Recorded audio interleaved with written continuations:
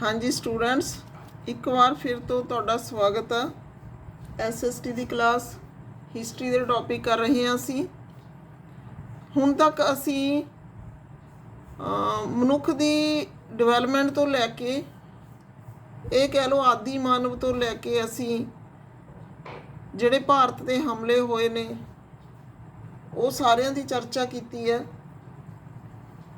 अज असी भारत विच जिहड़ा बस्तीवाद आ जां कंपनी शक्ति है इस दी स्थापना की गल करांगे। सब तो पहला अंग्रेज़ां ने भारत विच ईस्ट इंडिया कंपनी की स्थापना की। सानू सारिਆਂ नू पता है कि जिहड़े अंग्रेज़ सीगे लगभग 200 साल तक राज करके गए ने वो इंडिया के उत्ते। वो आए सीगे व्यापार करन। उन्होंने इस मंतव नाल एक कंपनी ईस्ट इंडिया नाम की कंपनी की स्थापना की सीगी।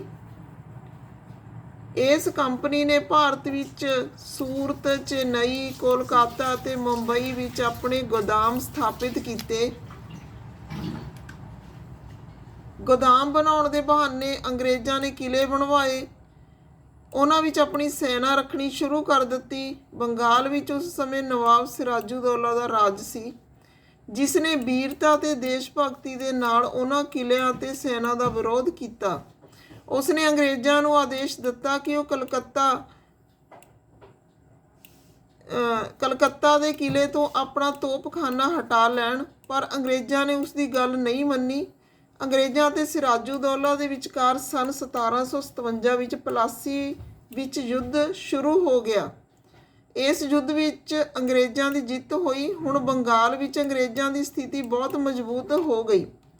उन्होंने भारतीय सैनिकों को ट्रेनिंग दे के अपनी सेना विच रखना शुरू कर दिता। पुर्तगाली किहड़े लोग सीगे जिहड़े भारत नूं ये कह लो व्यापार के मकसद नाल भारत विच राज करन दी इच्छा नाल आए सीगे। तां असी ब्रिटिश की गल कीती आ। पुर्तगाली जिहड़े सीगे वो 1498 ईस्वी विच वास्को डी गामा केरल के कालीकट नां दे नगर विच समुद्री रस्ते तो पहुंचे सब तो पहला। फिर 1509 ईस्वी विच पुर्तगाली गवर्नर अल्बुकर्क भारत आया। उसने कोचीन विच अपना किला बनाया। 1510 ईस्वी विच उसने गोवा ते अधिकार कर लिया। अल्बुकर्क नूं भारत विच पुर्तगाली साम्राज का असली संस्थापक मन्निया जाता है। पुर्तगालियां ने भारत विच आगमन के नाल भारत विच तंबाकू की खेती, जहाज निर्माण ते प्रिंटिंग प्रैस का आरंभ 1556 ईस्वी विच होया। डच 1602 ईस्वी विच United East India Company of Netherlands होंद विच आई। 1605 ईस्वी विच पहली फैक्ट्री मुसलीपट्टम विच स्थापित की गई। होर फैक्ट्रियां पुलीकट, चिंसूरा, पटना, बलासौर, नागापट्टनम, कोचीन, सूरत, कारीकल, कासिम बाजार विच स्थापित की गईयां। इस तो बाद अंग्रेज़ ईस्ट इंडिया कंपनी 1600 ईस्वी विच दी स्थापना ब्रिटिश सरकार द्वारा कुछ व्यापारियों को चार्टर प्रदान करने लई हुई। जेम्स पहले दे राजदूत थॉमस रो ने जहांगीर तो सूरत विच फैक्ट्री खोलण ते व्यापार करन दी आग्या प्राप्त कर लई सी। 1757 ईस्वी विच पलासी दे युद्ध विच क्लाइव ने बंगाल दे नवाब सिराजुद्दौला नूं हरा के भारत विच अंग्रेजी राज की नींह रखी।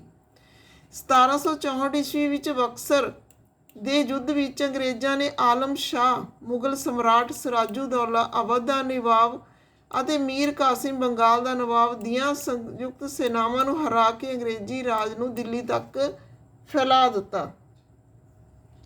इस तो बाद 1818 ईस्वी विच अंग्रेज़ों ने मराठा शक्ति नूं पूरी तरह समापित कर दिता। 1849 ईस्वी विच चिलियांवाला युद्ध विच सिख शक्ति का अंत करके पंजाब समेत पूरे भारत नूं अपने राज विच मिला लिया। डेनमार्क की ईस्ट इंडिया कंपनी की स्थापना 1616 ईस्वी विच हुई सी। इस कंपनी ने तरंकवार, तमिलनाडु, सेरमपुर, बंगाल विच अपनी व्यापारक बस्तियां स्थापित कीतियां। इस तो बाद फ्रांसीसियां की गल करांगे असीं। ਫਰਾਂਸੀਸੀ ਸਮਰਾਟ ਸੀ ਜਿਹੜੇ ਲੂਈ 14ਵੇਂ ਦੇ ਮੰਤਰੀ ਕਾਲਵਰ ਦੁਆਰਾ 1664 ਈਸਵੀ ਵਿੱਚ ਫ੍ਰੈਂਚ ਈਸਟ ਇੰਡੀਆ ਕੰਪਨੀ ਦੀ ਸਥਾਪਨਾ ਕੀਤੀ ਗਈ। ਇਹਨਾਂ ਨੇ 1667 ਈਸਵੀ ਵਿੱਚ ਸੂਰਤ ਵਿੱਚ ਆਪਣੀ ਪਹਿਲੀ ਫੈਕਟਰੀ ਖੋਲ੍ਹੀ। 1742 ਈਸਵੀ ਵਿੱਚ ਡੁਪਲੇ ਨਾਮ ਦਾ ਫਰਾਂਸੀਸੀ ਗਵਰਨਰ ਭਾਰਤ ਆਇਆ। ਉਹ ਬਹੁਤ ਉੱਚੇ ਇਰਾਦਿਆਂ ਵਾਲਾ ਸੀ, ਪਰੰਤੂ 1760 ਈਸਵੀ ਵਿੱਚ ਵਾਂਡੀ ਵਾਸ਼ ਦੇ ਯੁੱਧ ਵਿੱਚ ਕਲਾਈਵ ਦੇ ਕਾਰਨ ਫਰਾਂਸੀਸੀਆਂ ਨੂੰ ਹਾਰ ਦਾ ਮੂੰਹ ਦੇਖਣਾ ਪਿਆ।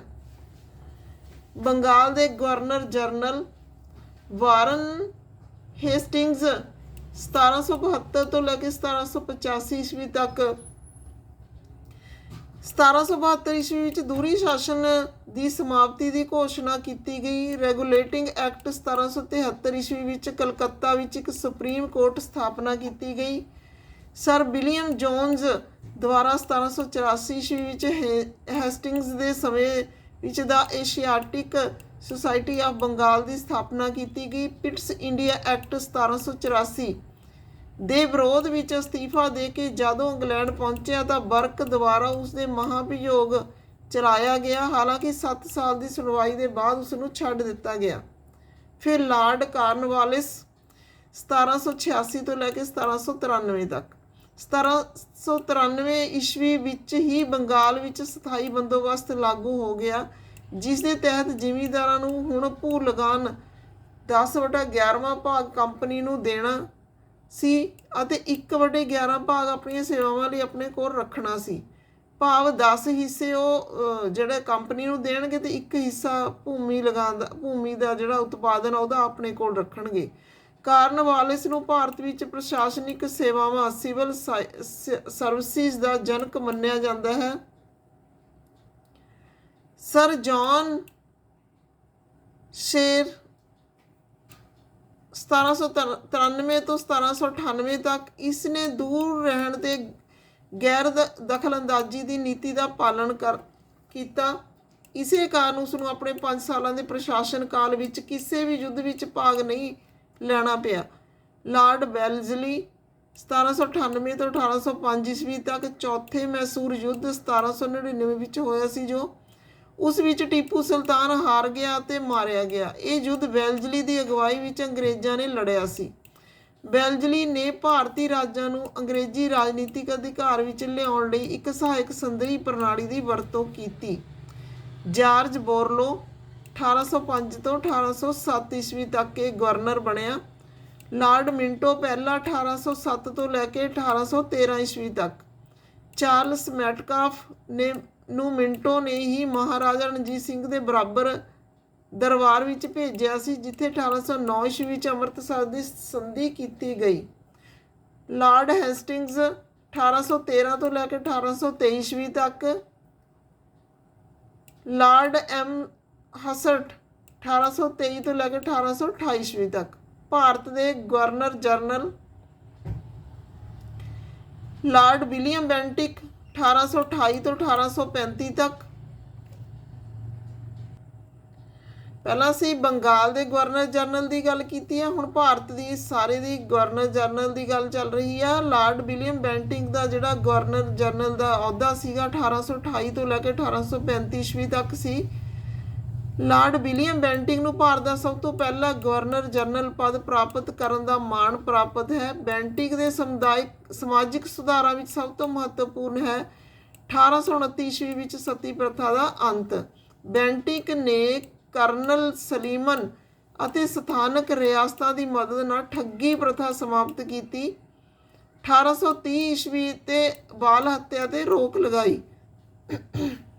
ਉਸ ਦੇ ਸਮੇਂ ਵਿੱਚ ਮੈਕਾਲੇ ਦੀਆਂ ਸਿਫਾਰਸ਼ਾਂ ਨਾਲ ਅੰਗਰੇਜ਼ੀ ਸਿੱਖਿਆ ਦਾ ਮਾਧਿਅਮ ਸਵੀਕਾਰ ਕਰ ਲਿਆ ਗਿਆ।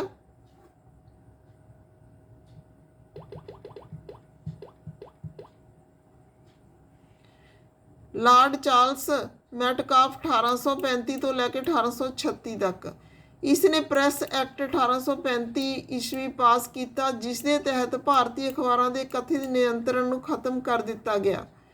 ਉਸ ਨੂੰ ਭਾਰਤੀ ਪ੍ਰੈਸ ਦਾ ਮੁਕਤੀਦਾਤਾ ਕਿਹਾ ਜਾਂਦਾ ਹੈ। ਆਕਲੈਂਡ ਪਹਿਲਾ, ਇਹ 1836 ਤੋਂ ਲੈ ਕੇ 1842 ਤੱਕ ਸੀ। ਉਸ ਦੇ ਸ਼ਾਸਨਕਾਲ ਦੀ ਮਹੱਤਵਪੂਰਨ ਘਟਨਾ ਸੀ ਪਹਿਲਾ ਬ੍ਰਿਟਿਸ਼ ਅਫਗਾਨ ਯੁੱਧ 1838 ਤੋਂ ਲੈ ਕੇ 1842 ਤੱਕ, ਜਿਸ ਵਿੱਚ ਅੰਗਰੇਜ਼ਾਂ ਨੂੰ ਹਾਰ ਦਾ ਸਾਹਮਣਾ ਕਰਨਾ ਪਿਆ ਤੇ ਭਾਰੀ ਨੁਕਸਾਨ ਉਹਨਾਂ ਨੂੰ ਹੋਇਆ। ਲਾਰਡ ਐਲਨਬੋਰੋ 1842 ਤੋਂ ਲੈ ਕੇ 1844 ਤੱਕ, ਲਾਰਡ ਹਾਰਡਿੰਗ 1844 ਤੋਂ ਲੈ ਕੇ 1848 ਤੱਕ। ਉਸ ਦੇ ਸਮੇਂ ਦੀ ਸਭ ਤੋਂ ਮਹੱਤਵਪੂਰਨ ਘਟਨਾ ਸੀ ਐਂਗਲੋ ਸਿੱਖ ਯੁੱਧ 1845 ਤੋਂ 1846 ਤੱਕ, ਜਿਸ ਵਿੱਚ ਅੰਗਰੇਜ਼ ਸੈਨਾ ਨੇ ਲਾਹੌਰ ਤੇ ਅਧਿਕਾਰ ਕਰ ਲਿਆ ਅਤੇ ਸਿੱਖਾਂ ਤੇ ਲਾਹੌਰ ਦੀ ਸੰਧੀ ਥੋਪ ਦਿੱਤੀ। ਲਾਰਡ ਡਲਹੌਜੀ 1848 ਤੋਂ ਲੈ ਕੇ 1856 ਤੱਕ। ਇਸ ਦੇ ਕਾਲ ਵਿੱਚ ਹੋਈ ਲੈਪਸ ਦੀ ਨੀਤੀ ਦੇ ਕਾਰਨ ਝਾਂਸੀ, ਨਾਗਪੁਰ, ਸਤਾਰਾ ਆਦਿ ਰਾਜ ਤੇ ਭ੍ਰਿਸ਼ਟਾਚਾਰ ਦਾ ਆਰੋਪ ਲਗਾ ਕੇ ਅਵਧ ਅਤੇ ਬਰਾਰ ਰਾਜ ਅੰਗਰੇਜ਼ੀ ਰਾਜ ਵਿੱਚ ਮਿਲਾ ਲਏ ਗਏ। ਸਿੱਖਿਆ ਸੰਬੰਧੀ ਸੁਧਾਰਾਂ ਵਿੱਚ ਡਲਹੌਜੀ ਨੇ 1854 ਈਸਵੀ ਦੇ ਬੁਰਜ ਡਿਸਪੈਚ ਨੂੰ ਲਾਗੂ ਕੀਤਾ। ਮੁੱਢਲੀ ਸਿੱਖਿਆ ਤੋਂ ਲੈ ਕੇ ਯੂਨੀਵਰਸਿਟੀ ਪੱਧਰ ਤੱਕ ਦੀ ਸਿੱਖਿਆ ਦੇ ਲਈ ਇੱਕ ਵਿਆਪਕ ਯੋਜਨਾ ਬਣਾਈ ਗਈ। ਰੁੜਕੀ ਦਾ ਇੰਜੀਨੀਅਰਿੰਗ ਕਾਲਜ ਇਸੇ ਸਮੇਂ ਦਾ ਹੈ।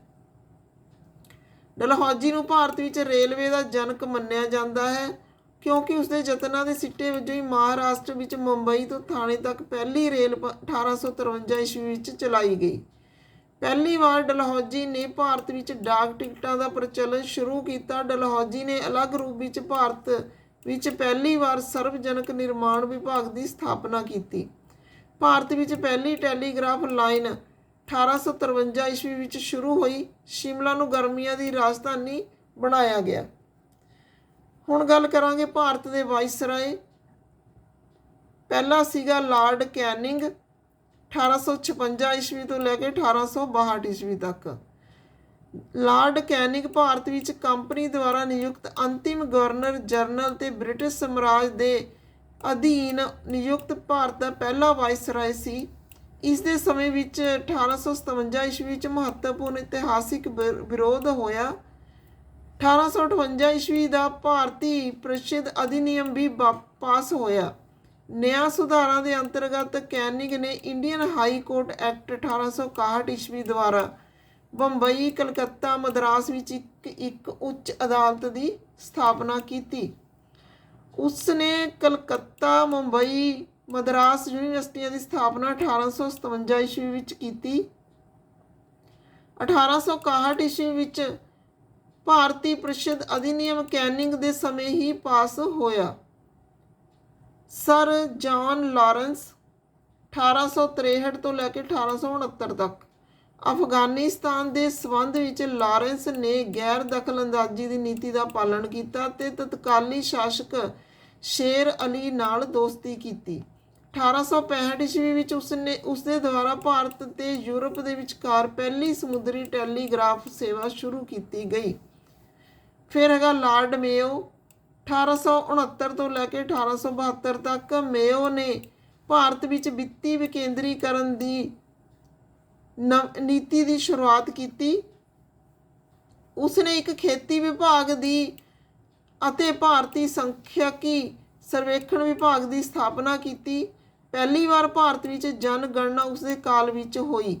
ਮੇਓ ਨੇ ਭਾਰਤੀ ਰਾਜਿਆਂ ਦੇ ਪੁੱਤਰਾਂ ਦੀ ਉਚਿਤ ਸਿੱਖਿਆ ਦੇ ਲਈ ਅਜਮੇਰ ਵਿੱਚ ਮੇਓ ਕਾਲਜ ਦੀ ਸਥਾਪਨਾ ਕੀਤੀ।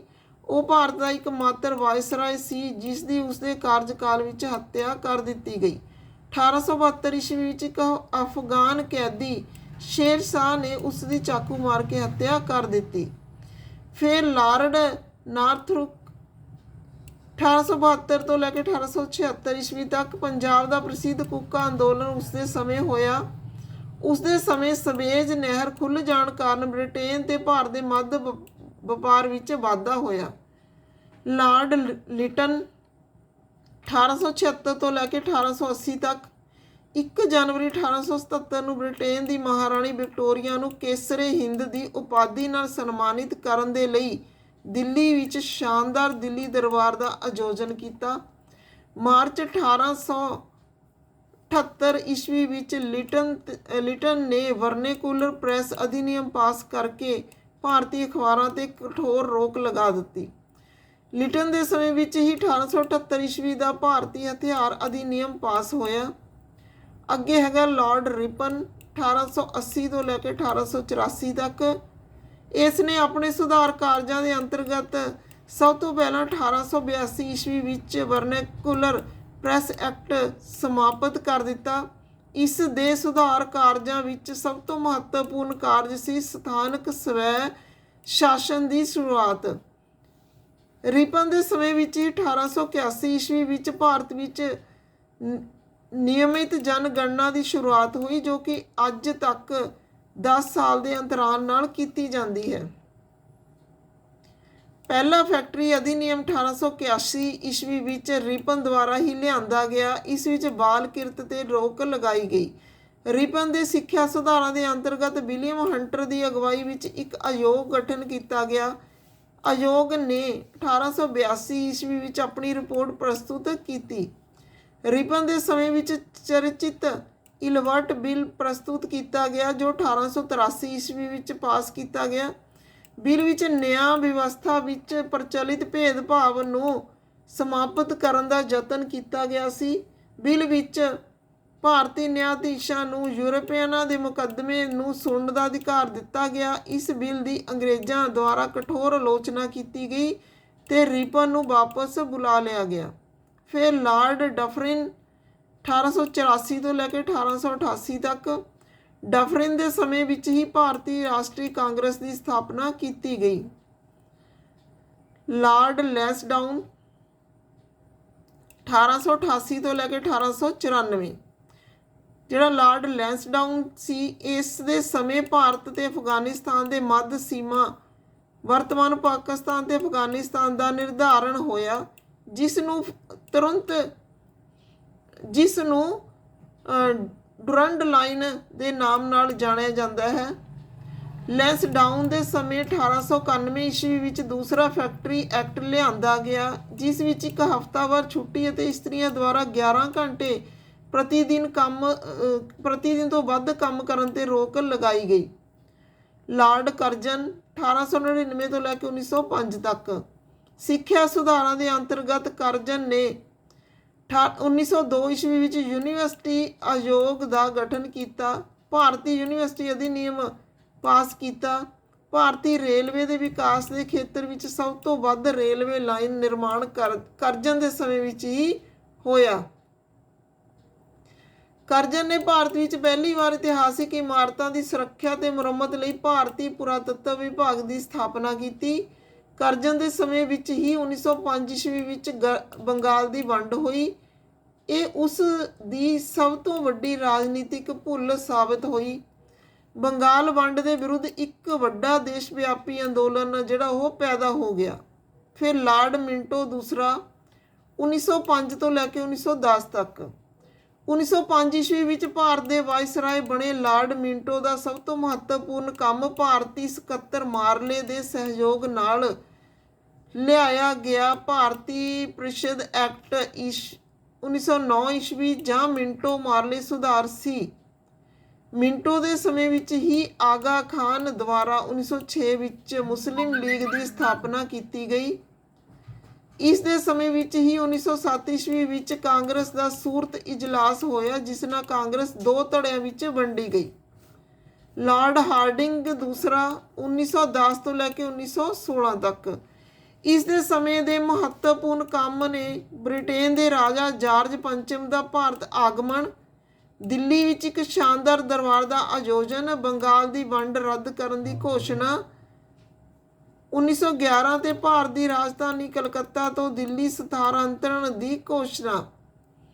ਇਸ ਦੀ ਬੱਗੀ ਤੇ 1912 ਈਸਵੀ ਵਿੱਚ ਕ੍ਰਾਂਤੀਕਾਰੀ ਰਾਸ ਬਿਹਾਰੀ ਬੋਸ ਦੁਆਰਾ ਬੰਬ ਸੁੱਟਿਆ ਗਿਆ ਸੀ। ਇਹ ਬਚ ਗਏ ਸਨ। ਮਹਾਤਮਾ ਗਾਂਧੀ ਦੀ ਦੱਖਣੀ ਅਫਰੀਕਾ ਤੋਂ ਭਾਰਤੀ ਵਾਪਸੀ।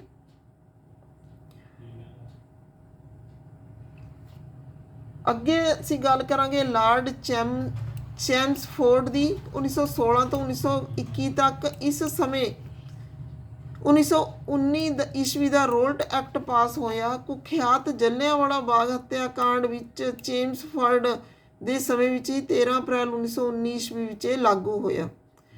ਇਸ ਦੇ ਸਮੇਂ ਵਿੱਚ ਹੀ ਭਾਰਤ ਸਰਕਾਰ ਅਧਿਨਿਯਮ 1919 ਈਸਵੀ ਜਾਂ ਮੰਟੇਗੂ ਜੇਮਸਫੋਰਡ ਸੁਧਾਰ ਲਿਆਂਦਾ ਗਿਆ। ਖਿਲਾਫਤ ਅੰਦੋਲਨ 1920 ਤੋਂ 21 ਤੱਕ ਗਾਂਧੀ ਜੀ ਦੇ ਸੱਤਿਆਗ੍ਰਹਿ ਅਸਹਿਯੋਗ ਦਾ ਅੰਦੋਲਨ ਸੀ, ਜਿਸ ਦੀ ਸ਼ੁਰੂਆਤ ਤੀਸਰੇ ਅਫਗਾਨ ਯੁੱਧ ਦੀਆਂ ਮਹੱਤਵਪੂਰਨ ਘਟਨਾਵਾਂ ਚੈਮਸਫੋਰਡ ਦੇ ਸਮੇਂ ਵਿੱਚ ਹੋਈਆਂ। ਲਾਰਡ ਰੀਡਿੰਗ 1921 ਤੋਂ ਲੈ ਕੇ 1926 ਤੱਕ ਗਾਂਧੀ ਜੀ ਦੁਆਰਾ ਚਲਾਇਆ ਗਿਆ ਪਹਿਲਾ ਅਸਹਿਯੋਗ ਅੰਦੋਲਨ ਚੌਰੀ ਚੌਰਾ ਘਟਨਾ 1922 ਈਸਵੀ ਦੇ ਕਾਰਨ ਲਾਰਡ ਰੀਡਿੰਗ ਦੇ ਸਮੇਂ ਹੀ ਸਮਾਪਤ ਹੋ ਗਿਆ। ਇਸ ਦੇ ਸਮੇਂ ਵਿੱਚ ਪ੍ਰਿੰਸ ਆਫ ਵੇਲਜ਼ ਨੇ ਨਵੰਬਰ 1921 ਵਿੱਚ ਭਾਰਤ ਦੀ ਯਾਤਰਾ ਕੀਤੀ। ਇਸ ਦੇ ਸਮੇਂ ਵਿੱਚ ਹੀ MN ਰਾਏ ਦੁਆਰਾ 1921 ਈਸਵੀ ਵਿੱਚ ਭਾਰਤੀ ਕਮਿਊਨਿਸਟ ਪਾਰਟੀ ਦਾ ਗਠਨ ਕੀਤਾ ਗਿਆ। ਪਹਿਲੀ ਵਾਰ ਉੱਚ ਅਹੁਦਿਆਂ ਤੇ ਬਹਾਲੀ ਦੇ ਲਈ ਭਾਰਤੀ ਅਤੇ ਯੂਰਪੀਅਨ ਨੂੰ ਬਰਾਬਰ ਦਾ ਦਰਜਾ ਦਿੱਤਾ ਗਿਆ।